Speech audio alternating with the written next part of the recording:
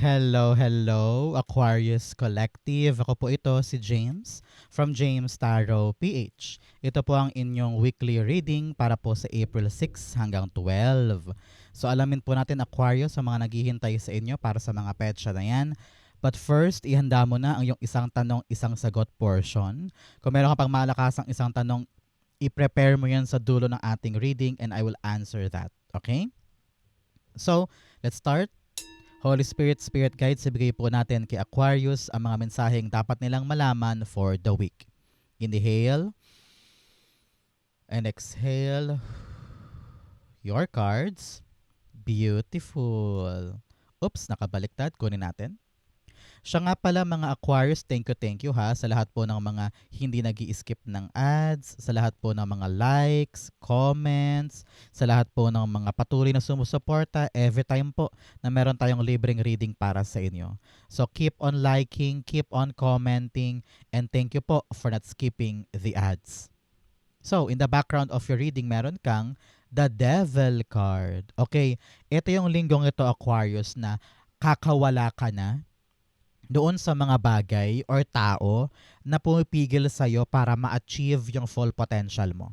Example, pinipigilan ka ni partner, pinipigilan ka ng mga anak mo, o kaya yung coworker mo, ginajudge ka kaagad kapag may ginagawa ka. Kaya parang feeling mo, naantala or dinedelay mo yung isang bagay. Now, panahon na para lumaya ka sa mga tanikala na yan, sa mga kadena na yan, dahil time na for you to break free or to really chase something that you really want, 'di ba? So, wag mong hayaan na ma-down ka or manliit ka base sa control ng iba, no? Wag kang maging puppet ng ibang tao. Find your own voice, find your own independence, and do things based on your own volition. Okay? Importante yan for you this week. Especially here, in your core energy, you have the Eight of Pentacles. Napaka-hardworking mo. Napakasipag mo. You are doing something now. Meron kang pinagkakaabalahan, meron kang ginagawa or binubuo. And these people, or maaring mindset mo rin to, ay nagpapaantala sa ginagawa mo. Nakita ko na they are spewing doubts at minamaliit ka or feeling mo binibigyan ka ng rason para lalong mawala ng gana o mawala ng motivation to do this, no? Pero sabi nga sa'yo, makinig ka sa mga tamang bibig, no? Make sure na dinadivert mo yung oras mo sa mga tamang tao na talagang suportado ka sa ginagawa mong ito. Kung ito man ay mindset mo, kung ito man ay nasa isip mo, sinasabihan ka na talk to yourself kindly, no? Huwag mo nang maliitin pa ang sarili mo. Dapat ikaw ang first cheerleader ng sarili mo. Ikaw dapat ang number one fan mo, 'di ba? So, whatever trying to do, walang puwang ngayon yung duda, takot, alinlangan, pagdadalawang isip o kawalan ng tiwala sa sarili. Okay? Kayang-kaya mo tong ma-achieve. You're very, very skilled. You're very experienced. Kumbaga, lahat ng kaalaman na meron ka, swak na swak dito. Kaya tantanan mo na yung panliliit or panda-down sa sarili. Okay? Eight of Pentacles, the Five of Swords. Okay? Unti-unti ko na nakikita dito na talagang tao to sa buhay mo.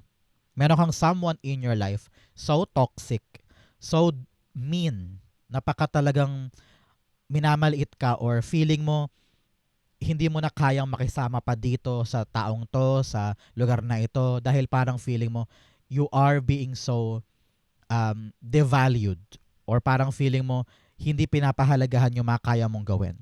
And you are now seeing the brighter side na parang bakit ba ako nagkakasya sa opinion nila? Bakit ba ako nag-people please? No? Bakit ba nakabase sa kanilang validation yung kakayanan ko at yung achievement ko? Ngayon, you are choosing to pick up yourself at huwag nang makisama sa kanila, huwag nang makinig sa kanila because sila yung rason kung bakit napaka-negative ng ginagawa mo, di ba? So now, pick up yourself, mag-focus ka sa work mo, mag-focus ka sa success mo, sa development mo, at huwag mo na silang isipin pa, yung ibang tao. Okay? Importante yan for you. So, Aquarius, ano ba tong mga hinihintay mong mangyari this week na talaga namang pinagdarasal mo? I-comment mo na yan sa baba, no, para ma-manifest na natin, mangyari na sa buhay mo. Okay? In the area of what you need to focus on, meron po kayong the Ten of Cups in reversed. Nakita ko dito, Aquarius, maaaring ang problema ay nanggagaling sa pamilya. No? Baka meron kayong hindi pagkakaunawaan ng kapatid, ng magulang o ng mga anak mo. Pinapayuhan ka na dapat team kayo eh. Dapat tulungan kayo eh. So, kung merong hindi pagkakaunawaan o merong taong kapamilya mo na minamaliit ka or hinaharangan yung development mo or yung growth mo, baka kailangan pag-usapan nyo ito. No? You have 10-10 here. It's all about long-lasting achievement or long-term success. Pero kung sa pamilya pa lang medyo dehado na or magulo na, kailangan talaga pag-usapan. Kailangan klaruhin. Kailangan plantsahin para pare-pareho kayong tulungan dito. No? Hindi pwedeng fractured ang ugnayan sa pag-abot sa pangarap kasi lalo ka mahihirapan. But, pero, kung ang taong ito ay talaga namang ang hirap-hirap kausap, mataas ang pride, mataas ang ego, kahit ka mag-anak po yan, nakita ko dito na panahon na para layuan mo. No?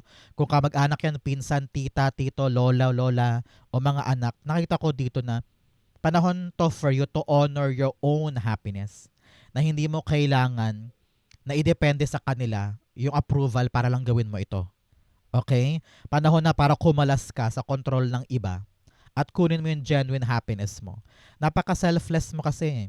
Feeling ko inuuna mo yung happiness ng kapatid, happiness ng pamilya, kaya lagi kang dehado. Pero nakita ko talaga dito na panahon na for you to really take care of your own happiness. Kapag kayang daanin sa usap, daanin sa usap. Pag kailangan daanin sa masinsinang pag-open up, no, mag-open forum kayo sa pamilya, pwede. Para ito yung magkaroon ng resolution. Okay? Ten of Cups, the Hanged Man. Yes, kailangan talaga maliwanagan lahat ng miyembro. Kung ano yung rason ng pain na to, ng suffering na to. Meron sa inyo, nakita ko na ikaw yung lagi nag-sacrifice for the family. Kaya along the way, yung happiness mo parang naliligaw or you don't know na yung purpose mo because you have always given everything to them. No? Sa panahon to, tuunahin naman ang sarili para magbago ang lahat, no? Magkaroon ng kaginhawaan ang sarili at ma-realize mo na hindi pa huli para sa akin, no? Because kung talagang totoong family mo yan, they will understand. Okay? And kapag okay ka na, pwede mo naman silang ihawa doon sa success na meron ka. Pero kailangan talaga maunawaan ka muna nila para magets nila yung nilalaban mo at yung mga balak mo. Okay? In the area of what you need, meron kang the Ten of Pentacles. What you need to know now ay unahin mo na yung mga bagay na pangmatagalan, yung mga permanente. Example, you are planning to expand the negosyo, kaya kailangan talaga magkaunawaan ng buong pamilya para sa negosyo na yan. O kung ito man ay mana, no? Baka nag-aaway-away kayo sa mana or property o naiwan ng parents o naiwan ng para sa inyo ng iyong asawa, di ba? So, panahon to para pag-usapan, no? Kasi pang matagalan ito, matagalang epekto ito. Hindi pwedeng papalagpasin lang or hayaang mabitin, no? Alam mo yung karapatan mo at alam mo rin yung dapat sa'yo. Sabi dito ng yung spirit guides, you really need to settle. Settle what needs to be settled pagdating sa mga property or mga naiwan na pamana. But for others, Aquarius, sa ibang Aquarius dyan na wala namang generational wealth na pinag-uusapan, pinapayuhan ka to really dig deep now pagdating sa long term. Long term na pera, long term na kita, permanenteng trabaho, permanenteng sideline. Kasi alam ko na marami kang problema pagdating sa iyong pamilya. Maaring problema sa pambayad sa kuryente, sa tuition fee, sa bahay, baka may renta, ganyan, or meron kang dapat kumpunihin, or dapat bayaran na hinuhulugan, So alam kong pagod na pagod ka na and you want to surrender with all of this responsibility. Kaya nga panahon na to para mag-isip ng tamang strategy for long term. Halimbawa, i-gather mo ang buong pamilya mo. Baka yung kapatid mong pangalawa or pangatlo ay kumikita na rin. So pwede silang makatulong sa'yo para mapunan yung mga pangailangan na long term. Ganyan. For others, nakita ko meron ka mga dapat asikasuhin for your retirement, no? For your tawag dito lump sum, no? O kaya yung mga loan, no? Kailangan daw bisitahin na 'yan at plantsahin na. Okay? Ten of Pentacles, the Hermit card.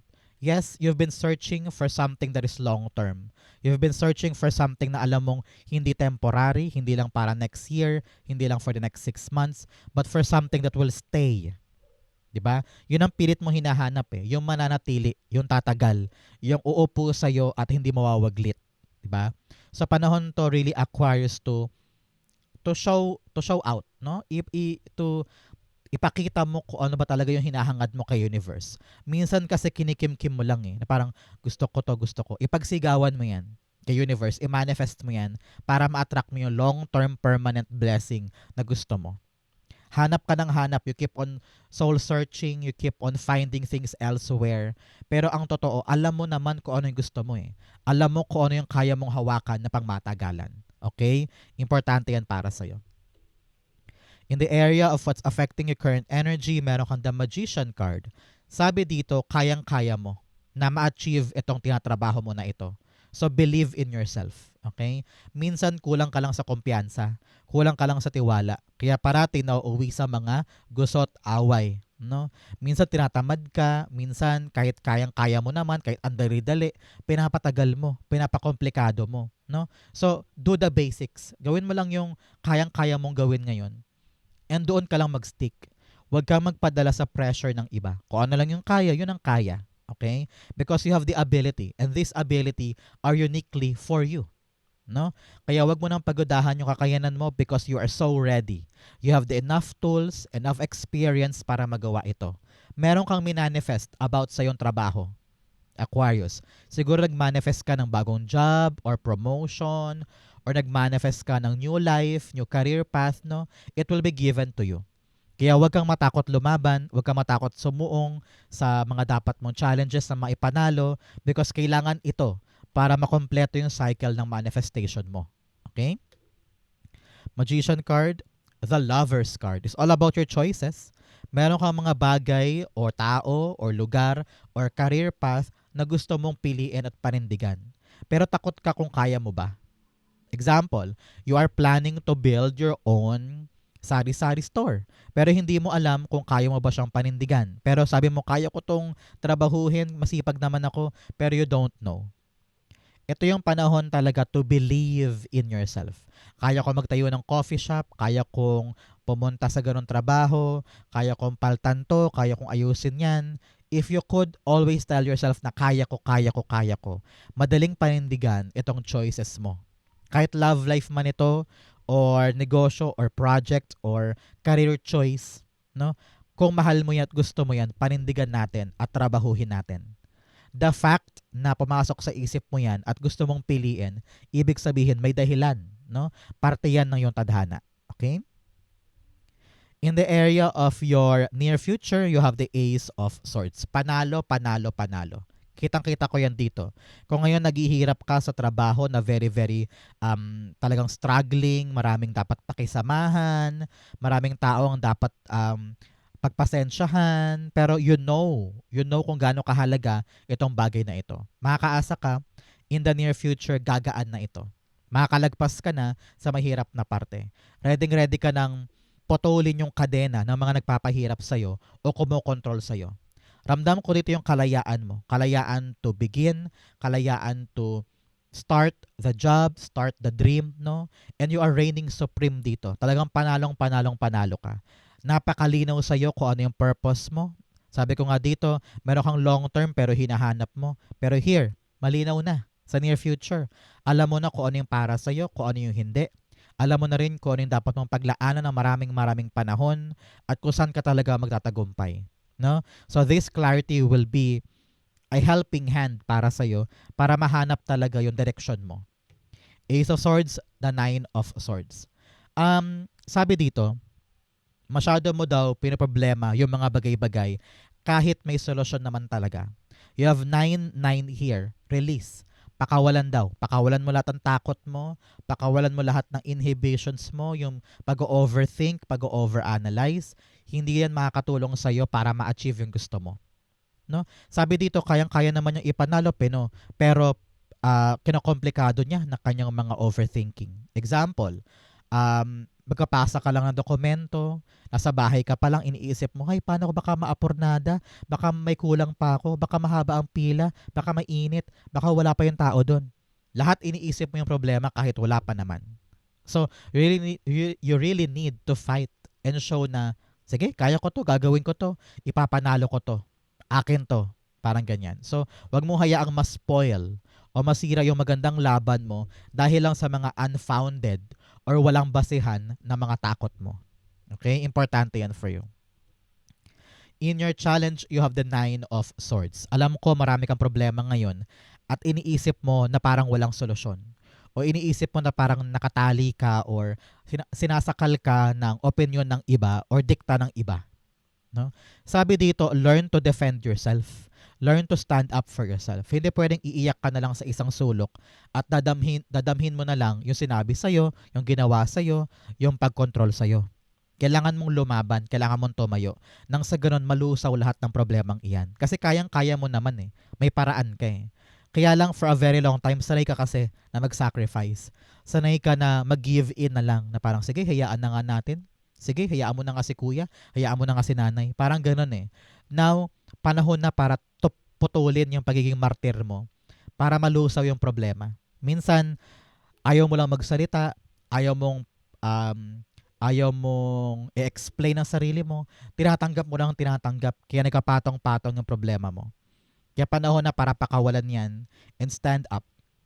10 of Cups, yes. Begin to focus on what makes you happy. Pamilya, trabaho, kotse. Ano ba yung mga rason ng kaligayahan mo? Good health, good kids, no? Good grades ng mga anak mo sa school, or maayos na bahay, no? Ano yung mga rason ng happiness mo? Doon ka tumutok. Para hindi mo masyadong maisip itong mga problemang ito at magkaroon ka ng newfound energy to appreciate what you have at magkaroon ka ng fuel para kunin pa yung mga gusto mo. Kapag lalo ka na may problema, baka maapektuhan daw ang relasyon sa pamilya. So begin now to really control the emotions, control your fears para hindi naman maapektuhan yung mga family members mo. Okay? Fortune, rainbow blessings, blessings are showering your life. I-claim mo to. Sulat mo sa baba, I claim, blessings are showering my life. I claim it, I claim it, I claim it. In your fortune, meron kang the 7 of Wands. This week, kitang-kita ko dito, you will be proving to them na tama ka. Meron kang argumento, meron kang away with someone, and parang meron kang magagawa this week para patunayan na nasa tama ka. And everybody nganga na lang sila, parang, ha? Nagawa ni Aquarius? Wow, parang ganon. So, lahat ito ng breakthrough mo, lahat ng takot mo, kayang-kaya mo yang malabanan. Kung baga tinetest ka lang ni universe ngayon sa kung hanggang saan ang kayang gawin ni Aquarius para sa pangarap niya. Ikaw, patuloy kang lumaban, defend your post, defend yourself, and prove to them na hindi mo hahayaang masira ito o masayang ito para sa'yo. No? You are hardworking, you're doing everything, at kayang-kaya mo itong maipanalo. Kaya wag bibitaw, okay? Kahit i-intimidate ka ng ibang tao o awayin ka or pagkaisahan ka, patuloy kang lumaban. Test lamang ito para mapatunayan kung talagang gustong-gusto mo yan. 7 of Wands, the 9 of Cups. Wow, alam mo na, Aquarius, pag lumalabas si 9 of Cups, panahon na to for you to make a wish. So go on, pumikit ka na dyan, mag-wish ka na, darating ito para sa'yo. Okay? 7 of Wands, clarified by our 9 of Cups. Itong pangarap mo na ito, itong goal mo na ito, itong wish mo na ito, mapapanalunan mo siya. Makukuha mo siya dahil ipinaglaban mo. Example, wish mong matanggap sa trabahong yun. Wish mong matanggap sa public school na to. Ilaban mo. I-claim mo. Angkinin mo ito. Walang duda, walang takot, walang pagdadalawang isip. Akin to. And hindi ako susuko para makuha mo siya. And there you are. Mag-a-arrive siya sa buhay mo this time. Ganon din kung ito ay love life o project. Pag alam mong kaya mong angkinin mo. Because walang iba magbibigay nito para sa'yo kundi ikaw. Okay? So, with conviction and talagang good fight, kuhang-kuha ang goal this time. Congrats po.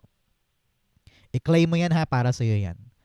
In your divine messages, you have meditate and contemplate. Panahon talaga to really open your eyes, no? Open your mind para mahanap mo yung tamang diskarte para kausapin yung pamilya or loved ones, no? So, pwedeng pumunta ka sa park, sa beach, sa kwarto, no? Before matulog, makinig ka ng magagandang music para ma-relax ka, para maisip mo yung mga tamang aksyon. Okay? In your divine messages, meron kang the Four of Pentacles. Pinapayuhan ka this week, Aquarius, na magtipid. Okay? Meron kang mga dapat pag-ipunan, meron kang mga dapat hindi pagagastosan. Okay? Protect your money, protect your material wealth. Hindi dapat lahat ng tao nakakapasok sa bahay mo or alam ang bank account mo or alam ang ilang coaching meron ka or alahas na meron ka. No. Okay? Kung ano ang secret lang, especially about your money. Hindi ito ang panahon para mag-show off ka ng kayamanan mo sa labas. Okay? Because maraming mga, alam mo yun, mga inggitera. So make sure na you are protecting what's yours. And you are not flaunting it to everybody. Okay? Importante yan sa'yo this week. Four of Pentacles, the Ten of Pentacles. It's all about the long-term gains. No? Yung mga bagay na pang sa'yo, pang matagalan. Yung pera, yung bahay, yung lupa, yung ari-arian, yung mga material things. No? Sabi dito, alagaan mabuti para tumagal. Alagaan mabuti para mapakinabangan ng panghabang buhay. No? Pinapayuhan ka rin, Aquarius, kung ito man ay negosyo or trabaho, maging hands-on ka daw. Para patuloy na maging secured and stable ang kapirahan at ang income. Okay? Importante to for you. Isipin mo mabuti.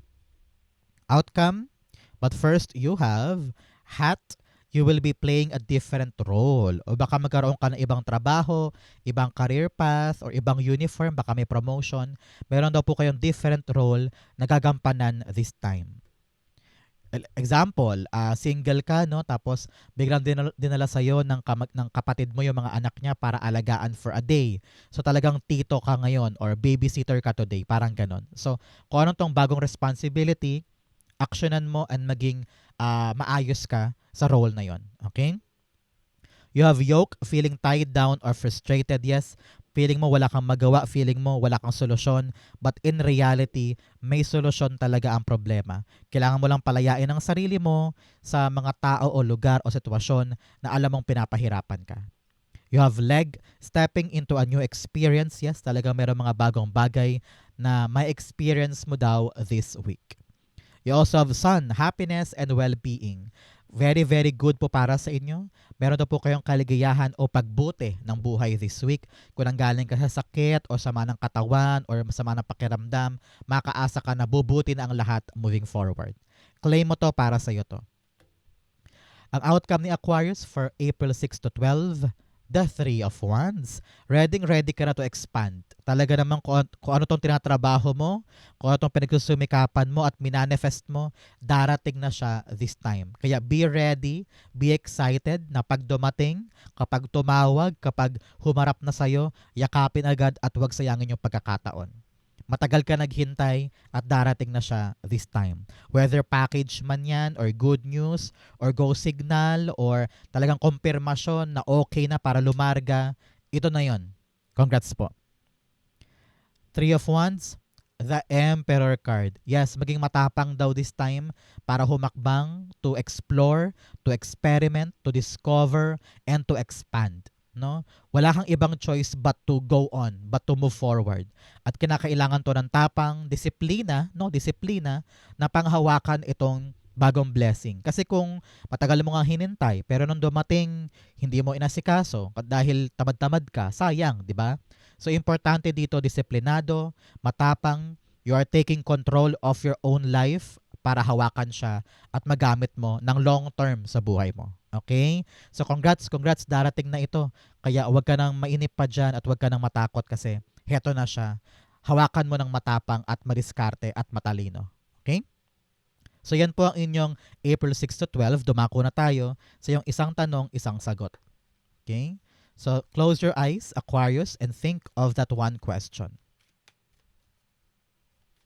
Inhale and exhale. The answer to your question, you have the Two of Wands, the Ace of Cups, and the Fool card. Beautiful. At the bottom of your deck, meron kang the Empress card. Yehey! Mabubuo, maipapanganak, ready ng mahinog. Kukunin mo na yung bunga nito. Kung ano yung question mo na yan. Okay? Ready na daw. Right timing na ito. Talagang magaganap na. Your reading for today, you have the Two of Wands, Ace of Cups, and the Fool card. Alam mo, sabi dito, merong papasok sa'yo, darating sa buhay mo, na kailangan mong i-ask ang sarili mo kung ready na ba ako na kumawala sa comfort zone ko? Ready na ba akong tumulay sa mga bago? Or aatras ako? May ganyan kang back and forth, urong sulong atras abante. Pero naghihintay sa'yo kasi, Aquarius, yung bagong simula. Meron kang new door, new opportunity, or new fresh and talaga namang promising na bagay sa buhay mo na parang ang hirap-hirap i-resist. 'Di ba? So, sabi dito, hindi lahat ng pintuan na ito ay nakabukas para sa'yo. Kaya, you need to prepare your heart and ask yourself, gusto ko ba to? Ano ba yung tawag ng intuition, tawag ng damdamin? Akin ba to? Or papalagpasin ko? Isusugal ko ba o hindi? Ready na ba akong kumawala sa aking comfort zone? Or mananatili ako dito sa same circle, same limited space? Meron kang gustong mabuo, meron kang gustong ma-create, meron kang gustong malikha sa buhay mo. Pero paano daw to mangyayari kung takot kang sumugal, takot kang sundin ang tawag ng damdamin mo, at takot kang mag-try ng mga bagong bagay na dapat mong pagsugalan, no? Now your spirit guides are telling you, sumugod ka. Kumawala ka sa comfort zone, kumawala ka sa safe space mo, and use your heart to love this new journey. Kasi bigay sa'yo to eh. Regalo sa'yo eh. Hindi naman daw to darating nang wala lang. 'Di ba? So open yourself to the horizon, to the possibility na maangkin mo tong bagong bagay na ito. If your question is a yes or no, the answer is yes. Actually apat na cards to, sinasabi yes, magbubunga yan. May mangyayaring maganda. Sumugal ka ngayon, mahalin mo ito, kumawala ka sa nakasanayan mo, you're on to the abundance and great things in your life. Kung pasikot-sikot ka lang dyan sa ginagalawan mo na yan, walang mangyayari. Okay? So, panahon to for growth, to embrace new things kasi nandoon ang tagumpay mo at ang happiness mo. Okay? So, Aquarius, yan po ang inyong isang tanong, isang sagot. Ganoon din po ang inyong April 6 to 12. Saan po kayo nakaresonate? Comment below, babasahin ko po yan. Thank you, Holy Spirit, Spirit Guides, for the clarity and messages na dapat malaman ng mga Aquarius today. Thank you po for watching hanggang dulo. I love you. This has been James for James Tarot PH. God bless everybody.